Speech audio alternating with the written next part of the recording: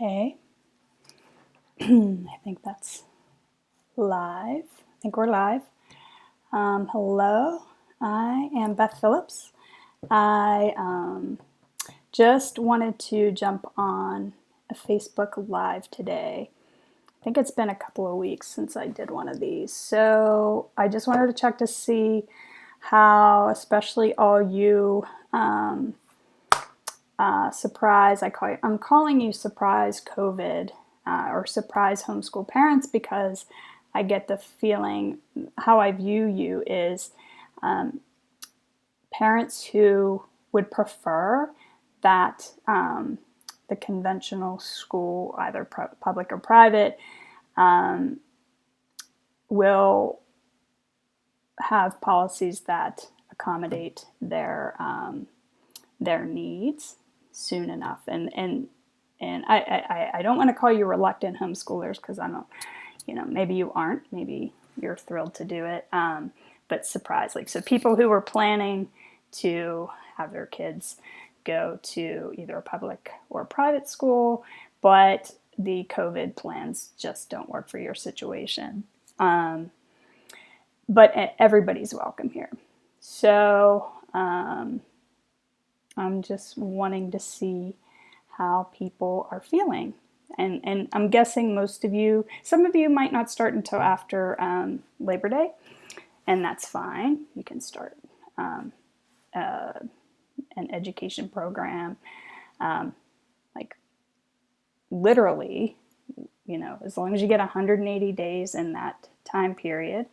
You can start it whenever, but you should definitely have your paperwork filed within 3 days of the first day of school in your resident school district. So if you're a private tutor, if you're a PA certified teacher and you're going to file under the private tutor option, make sure you submit your copy of your PA certification and your criminal history record. And then if you're a supervisor of a home education program, and those qualifications, I talked about that in another live. There's an article on the website for supervisors. Make sure you have your affidavit, proposed objectives, and a list of immunizations if you do not claim an exemption. All right, so hopefully you have that in. So I'm guessing most people have dipped their toe in, at least have a week under their belt, maybe 2 or more. And I'm just trying to get a feel for, number one, how it's going. And I'm hoping to give you some encouragement about maybe breaking down a little bit your mindset about what education has to look like. I think homeschooling allows it to be much more rich and broad and layered and nuanced and much more out of the box than what a conventional institutional school can deliver. So I'm happy to answer questions. Sometimes it's hard to read questions and answer them, but I'll try to get to your questions. But the second thing I wanted to check in on is how it's going filing, and whether you're getting requests from school administrators, whether it's the school nurse or whoever, for things that you don't think are required. So I wanted to address that. But if somebody has a question, and I don't know if you guys can see the question, it might be my settings, it might be individual participants' settings that they're hidden, but I can read them to you. But I want to make sure. Oh wait, I gotta get my glasses.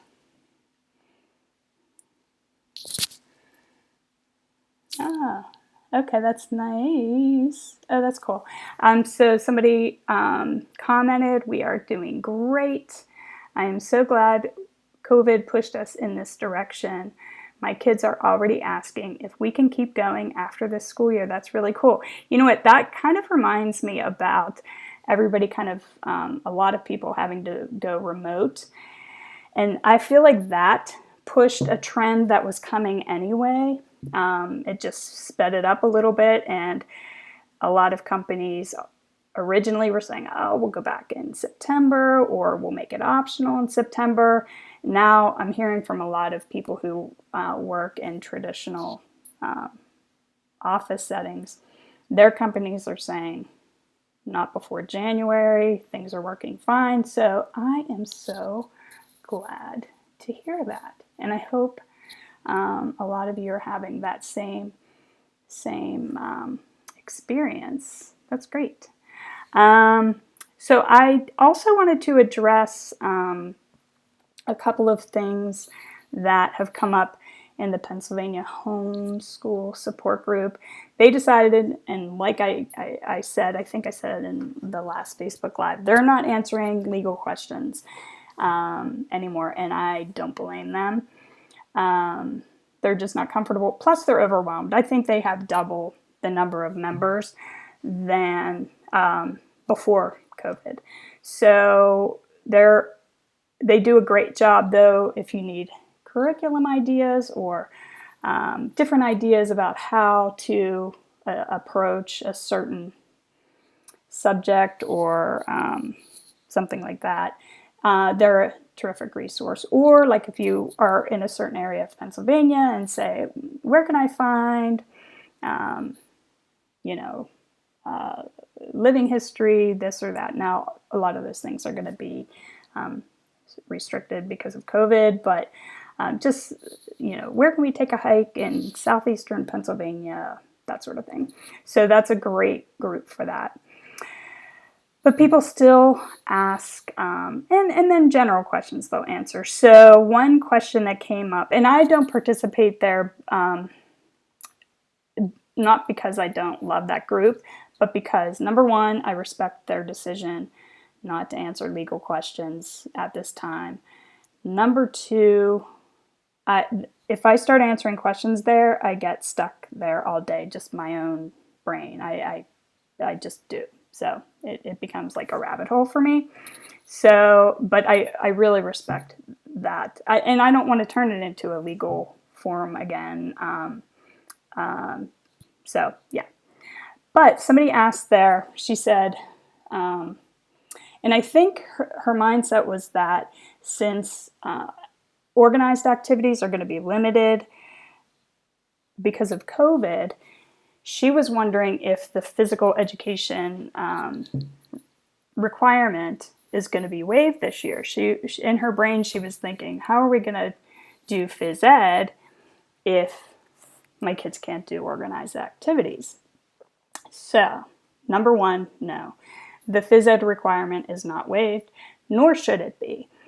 Phys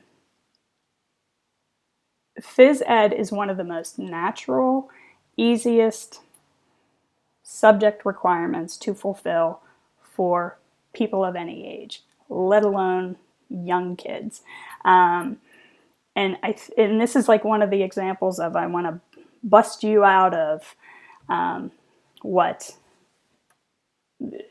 physical activity, physical education is. It's more natural. Like physical education as a subject is just a made-up construct. So it's just a way to get kids physical activity from different classrooms and move them through the day and the week and that sort of thing. So, I mean, I don't know if you remember what you did in gym class when you were in elementary school, but it was nowhere near as active and, in my generation, as organized as our neighborhood, what I call just activities. So, yeah, anything anything physical meets the requirement. So, swinging, running, jumping, dancing, running up the stairs. A lot of things we did naturally. Of course, anything you play in the yard, taking a walk. There's just no reason to waive that requirement. My brothers and I used to literally climb the door frames and wow, my mom didn't love that. We did it. And, we were all in school, but just things like that, things that kids are normally doing. Yeah. So, yeah, there's no reason to waive the physical education requirement. And for an evaluator to, if an evaluator wants to say, well, how did you meet this requirement? They ran, they jumped, they hiked, they played frisbee, they swung on the swings, satisfies the requirement. So, and the other thing too that you should know about the subject requirements, if you look at the whole list, for sure, you don't have to cover every subject every day. Of course, I hope you know that. And that's for either level, elementary and secondary. Oh, that's so funny. She said yesterday our gym was trying to master some dances off TikTok. That's awesome. I gotta find you on TikTok. No, that's excellent. So, but the other thing is you don't have to cover every subject every year. And then the example I always give is Pennsylvania history is required in both levels, secondary and elementary. But most, even schools, don't cover like a designated Pennsylvania history, but for 1 year. Like I think one of the schools around here do like a 4th grade Pennsylvania history project. Same with the secondary school. It was, the kids had to do, in 11th grade, my son had a project where they had to find 3 of those historical signs and learn about them and write about them as a group. So let's talk about physical education. Not only is it just super easy to satisfy that requirement naturally without thinking about it, without recording it, without assigning anything. Say you didn't have any physical activity at all for whatever. Maybe somebody's sick, your whole, kids, whatever. Say you have a crisis, or it's okay if you don't do it this year, but you will. How many gym hours per week do we need? There is no requirement. There is no minimum requirement, at least according to the law. So I hope that answers your question. As many as you want. And I don't mean to be condescending about that at all. Not at all. If somebody said, well, that's not enough physical activity, no, that there's no basis for an evaluator to say that. And then let me talk a little bit about just in support of my thinking that it's just a construct to check boxes. So even when I was in school, I'm sorry, I keep looking out. It's such a beautiful day. I should be out there. Even when I was in school and our high school had credit requirements, we had to have probably gym at least once a year, maybe 1 class a semester. That might be it. And the same is true when my kids went to the local public school. So they went through at least high school, all of them. Not through, but like my second son, he did 1 year at the local public high school. He was a junior, and his siblings were there. Some did 2 years, some did 6 years, and he did 1 year. But he plays tennis year-round and has since he was like 13. He plays Division I tennis right now. Even though he played tennis year-round, he also played basketball that year for the school. He also ran cross-country that year and the year after as a homeschooler. He did his senior year as in cyber school. Anyway, his junior year, he played two sports in their season, and in addition, tennis year round. He still had to take a gym class. So just even though he trained tennis like 2 hours a day and played tournaments, and then in basketball season, he practiced 2 hours a day or played games, he still had to take gym class, which he loved. He loved gym class, and he was good at it, and it's just a fun way to spend an hour when you're in a building all day. But in the spring, which is when the high school tennis, and he played high school tennis too. He played for the tennis team, and he played independently of the school. So the boys' tennis is in the spring, and there was nobody on the team who he could even hit with. Even the coach, wasn't at his level. So my husband, and he had a gym class last period on at least just 1 day a week in the spring semester. So my husband just tried to get it so that he could leave school early. Now there's work release. So he said, hey, could he leave early and train with me and get a gym credit? And they said, no, that doesn't work. So whatever, I get it. Officially, they couldn't do it. And then he said, well, can he leave early and not get a gym credit on, however it worked. And they're like, no, it won't work. So he has to play mat ball for 45 minutes for gym credit. So anyway, I know I get a little touchy about that, but like I said, my son loved it. He loved gym, but just to free up a little bit of his time, no, didn't work. So just don't. If I can get you all to view what education is and how it can be just so much broader and better than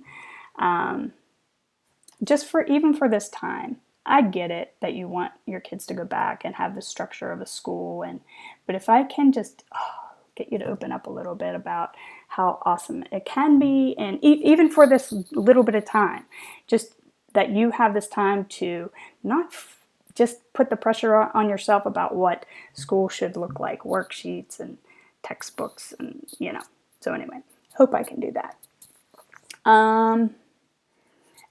And then I wanted to address the difference between, and I hope you know this, because I made a couple videos, I think, about it, and I also wrote an article about it, but there's a common confusion about the attendance or day requirements, the time requirement, which a lot of people refer to as attendance. And again, when you think about it, you're at home, you're not attending your home, so even I get, kind of wrapped up in the language of institutional schooling. But anyway, there's a common confusion about the portfolio requirement that requires a log, which is just a list of reading materials by title, made contemporaneously. That's the language of the homeschool law. That's the log. It's a list of reading materials used by the student, made contemporaneously with instruction. That's what has to be in the portfolio. The law does not require an attendance record, a calendar, a planner. The portfolio does not require that. So I think I addressed this in one of the earlier Facebook Lives, and an evaluator said, well, how can I tell whether the 180 days have been met? And I didn't even say at this time, the supervisor attests under oath by notarizing the affidavit that the home education program will comply with the the provisions of the section, or however that language is. So you could just ask. And my argument is any calendar or attendance log or written thing, which isn't required under the law in the portfolio, you don't have to include that, could easily be fudged. So I don't know how that's more credible than just asking the supervisor, did you meet the time requirement? I think that's all you need. So to distinguish again, the log is just a list of titles. You don't have to include the date. You don't have to include page numbers. You don't have to include the author. Nothing else. No ISBN number. You don't have to include that. Just the title. Then where there's a lot of difference in opinion is what contemporaneously means. If you look it up in the dictionary, it just means at or about the same time. And I think that's broad for good reason. So, yeah. And there's no minimum requirement. You don't have to have 25 books. You don't have to have a list. And somebody said, well, how do we record? Do we have to record picture books? Those, sometimes you read a stack of picture books and you read them for a week. If every day for a week. No, just kind of be flexible about it. So, yeah. Somebody else has a...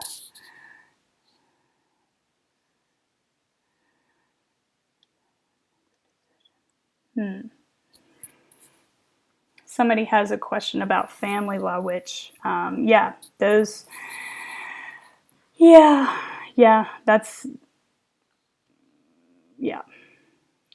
law issues are tricky, and I don't address them because they're usually really specific. They're specific to orders, whether issued by a judge or informal agreements. They tend to, So it's as hard to keep on top of and answer questions about the static provisions of the homeschool law. In other words, things that don't change very often. Then the other layer is how every school district treats the homeschool provisions, what they ask for. Some are perfectly fine. Some ask for too much. Well, a lot of them.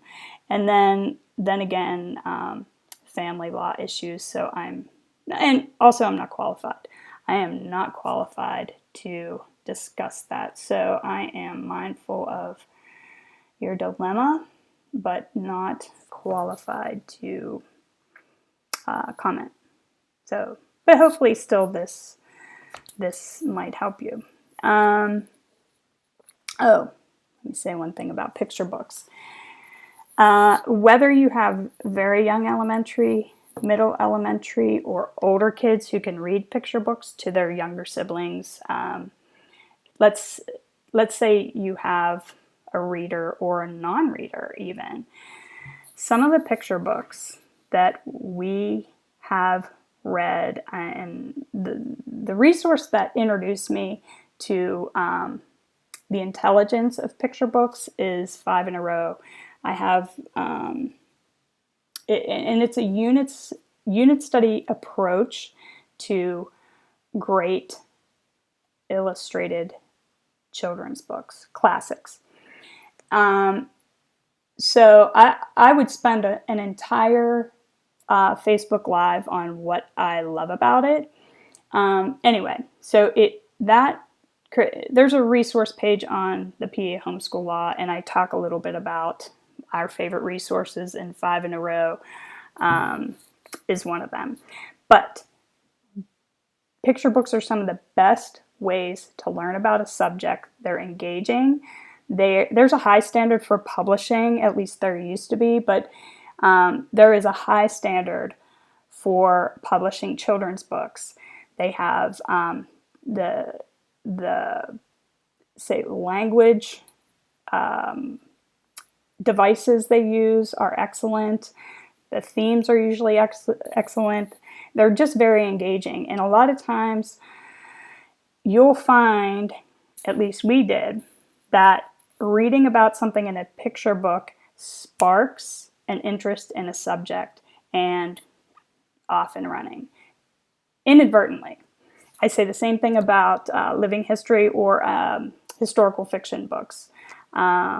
Take advantage of those resources. I'm not a huge Scholastic book publisher fan. I feel like they just sort of churn titles out for that program as a business. I mean, I appreciate the availability at the school, and we used to have a Scholastic warehouse, and they would have a sale occasionally, maybe once or twice a year.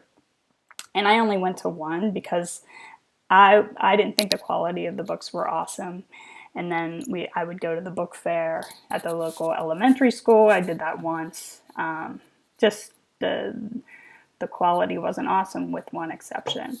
I really loved the Dear America series, and their historical fiction centered around a character, and they were written as his or her diary. I think the girls are Dear America, or maybe the older. I would say the Dear America series is, and they mostly went through American history, but I think they touched on other periods of history, and they were really effective tools for introducing a time period and discussion for what the character was going through. So, a typical one. Oh, and then there's a series for younger readers, either to be read to, or it's like easier to read when they're emerging readers.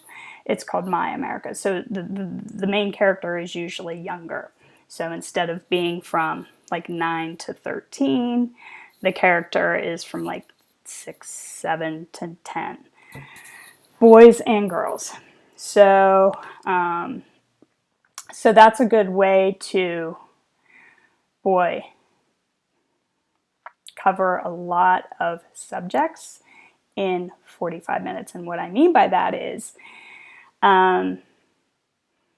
you can read that, and one technique for that homeschoolers kind of learn about is narrating. So you're, just read a little bit, or your child reads it, and then say, so just discuss it, but they can also what's called narrate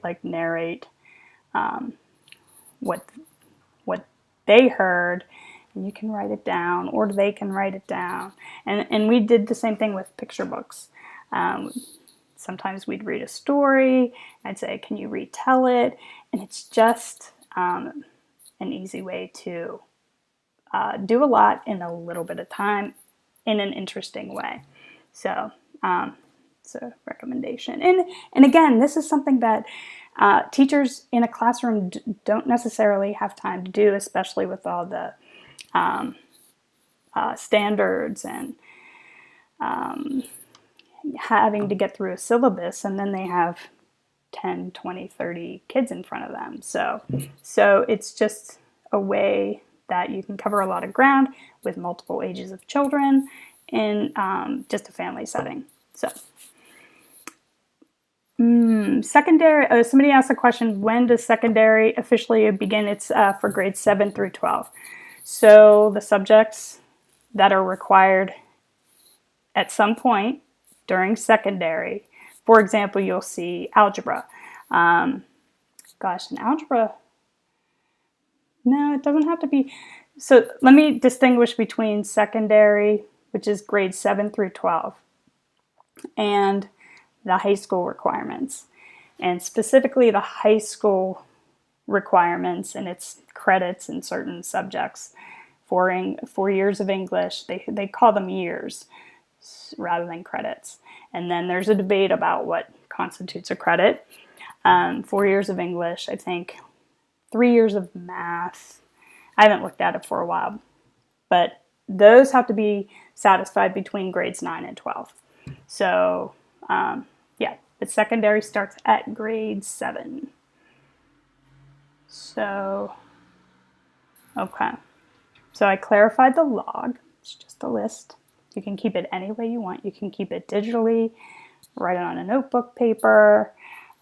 Your student can do it if they're old enough. Yeah, but it's very simple. But the log does have to be in the portfolio for the evaluator to review. Okay, let me ask you how, and I know this is like an awkward way, but how have your school administrators been responding to you or your friends or people in your district opting to homeschool? I'm just very curious about that. And if you're getting pushback on certain issues, so a parent reached out to me about the immunization requirement. So I think I made it clear that there's a tension between the homeschool law and the Disease Prevention and Control Act. So that act requires school districts to ascertain and then maintain records for all school-age children including home-educated children about the immunizations. So I'm picturing they keep a file, and for every school-age child in the district, they have to have either a list of their immunizations to date, or an exemption, which has to be in writing. So it can be a religious or moral exemption, or if a medical exemption has to be written by, supported by a physician in writing. So, but my guidance is that since that act does require schools to maintain records for immunization, schools are compelled to do that until the discrepancy or the friction between those is resolved. So it's not required by the homeschool law, but it is required by that health law. Until that's resolved, that's my guidance. However,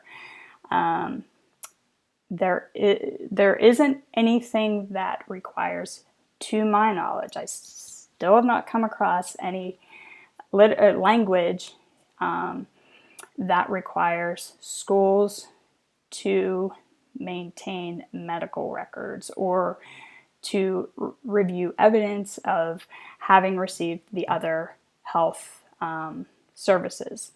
So my guidance still is rely on the language in the affidavit that says, and that I think it's paragraph 5 in the form that I provide, that health services, the required health services, have been met or will be met. I'm doing that.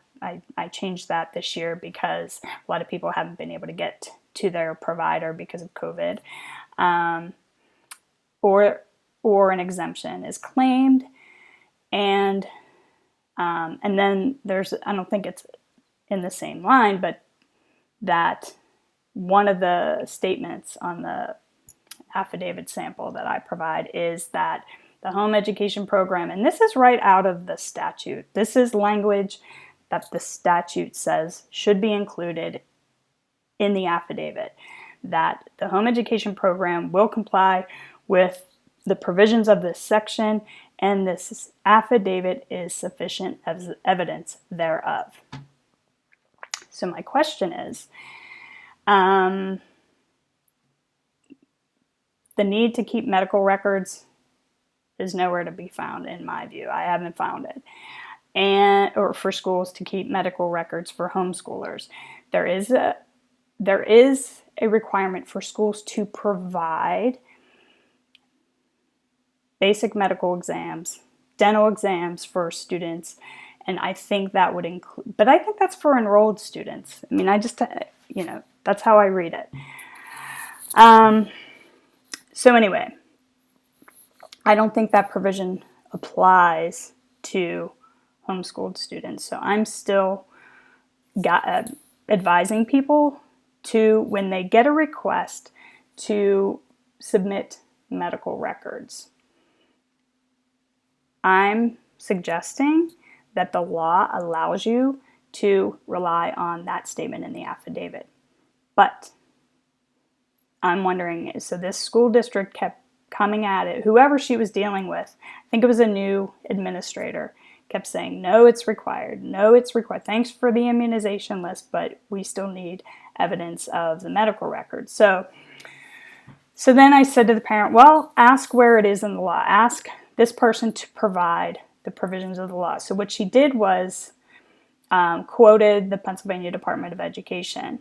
So you go to their website and they are saying sufficient evidence is either the medical records themselves or a certified, like a statement from a provider that the required services were met and a record's on file. That's kind of and then or a written exemption. So those three things is what the PDE says is acceptable evidence. And I happen to disagree with that. But I can see where a school administrator would say, no, this is what we follow. This is required. Again, this is not going to be resolved by litigation, not likely, or legislation. So it is just a tension between, like, my opinion and some others. The PD thinks one thing, I think another. You can take either of us. I'm not even saying I'm right. I'm saying I don't see it in the law where you have to provide medical records or that the school is responsible to maintain that. I would like to know what the Homeschool Legal Defense Association position is. I don't know what it is. I'm not inclined to call them. I don't want to spend any time on it. But if you're a member, I would call them and ask them. And I take issue with that organization not, if they don't come down on the side of medical records aren't required, I don't understand that justification. But it always comes down to a matter of how much energy you want to spend on this. Because no matter what I think, you can even say, this lawyer told me. I don't want you to say that because I'm not representing you. It doesn't mean that the school is going to accept your explanation, no matter how clear you are. It always boils down to how much time and energy you want to spend on this issue. So, could you ask your physician to just sign a statement? Sure. And that'll probably end the matter. Do you want to? That's such a personal decision. It's completely up to you. Some offices charge you $5. It takes a couple of days. Some you can just walk in and get it done. So that's completely up to you. It just boils down to how much time and energy and how much sleep you'll use over this issue. So that's a personal decision. You have to do what's best for you and your family. I just don't think that it's likely. So, and some districts will just say, okay, you've convinced me. I didn't know. And I don't even blame, say, like, in this case, the person was like a new hire. And I don't expect her to be totally on top of this. She's just trying to do what she thinks is required. So it's just a never-ending battle. And I'm guessing it might be a little bit worse this year just because of the COVID situation. Because so many people are choosing to homeschool until kids can be in school safely full time. So anyway, if you're even if you really understand it yourself, review the language yourself, and say, I totally agree with Beth. Yeah, I cannot guarantee that administrator is going to drop it. So that's where we are with that. But generally, I'm hoping that you're feeling confident that there aren't going to be any weird things required of you that are outside of the law, and you're up and running. And I think I've said this before, but you don't have to wait for approval. You don't have to wait for somebody to say, yes, you can start homeschooling. All your paperwork is in order. As soon as you file the things that you're required to file, you have the right to start your home education program. So, all right. So if there are any questions, aren't any questions, I wanted to take a couple of minutes and here's the thing. If you're mostly parents who don't think you want to homeschool for longer than you have to, I totally respect that, and you might not be interested in this resource. But this book, it's like a republishing. It's called Real Learning Revisited. So it's by Elizabeth Foss, and she is the mother of 9 and has been writing about her experience homeschooling her children since she started. So she wrote her first book is actually, I refer to it on my website. It is one of my most referenced and most recommended resources, because what she does is and if you've read anything about different homeschool philosophies or approaches to homeschooling, you might have come across what's called the Charlotte Mason method. Charlotte Mason was like 18th century British educator who just wrote a lot about her children, development, and approach to learning. So Elizabeth, she went to college and got a teaching degree.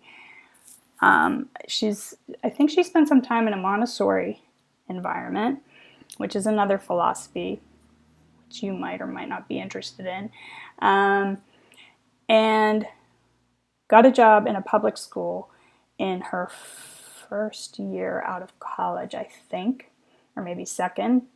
But she also was pregnant with her oldest child, who's now like 30.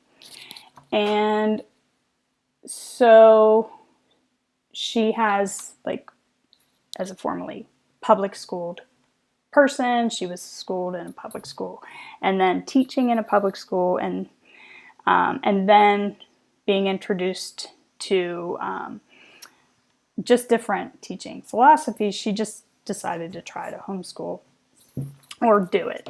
And I'm always fascinated by how people with a lot of kids do it. And she just is a really good writer.